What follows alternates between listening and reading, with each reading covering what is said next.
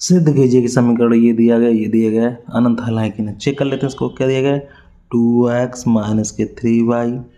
ठीक, तो इसको इधर ले आएंगे तो ये क्या हो जाएगा माइनस के 5। ठीक ठीक, तो क्या हो जाएगा ये बराबर 0 के।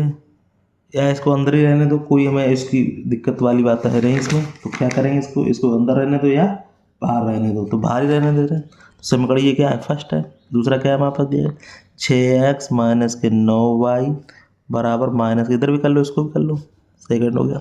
अब इससे हम क्या निकाल लेंगे a1 a2, ये क्या है a1 है तो a1 की वैल्यू कितनी है 2, a2 की वैल्यू कितनी है 6, b1 की वैल्यू कितनी है माइनस के 3, और b2 की वैल्यू कितनी है माइनस के 9, और c1 की वैल्यू कितनी है माइनस के 5, और c2 की वैल्यू कितनी है माइनस के 15 है। ठीक है, तो हमें फार्मूला मालूम क्या होगा a1 अपॉन के a2 बराबर b1 अपॉन के b2 बराबर c1 अपॉन के c2। कब होंगे जब अनंत हल होंगे, जब तीनों को मान बराबर आ जाएंगे।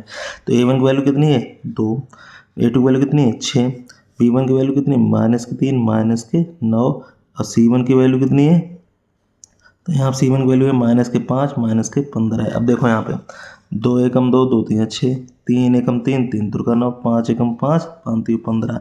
तो इसका मान क्या आ गया 1/3 आ गया, इसका भी मान 1/3 आ गया, इसका भी मान कितना आ गया 1/3 आ गया। ठीक है, तो इससे ये क्या सिद्ध होता है, ये सिद्ध होता है कि a1 अपॉन के a2 बराबर b1 अपॉन के b2 बराबर के तीनों मान बराबर हैं c1 अपॉन के c2। तो इसका मतलब क्या हो गया अनंत हल होंगे या अनेक हल होंगे। क्या होंगे अनंत हल होंगे।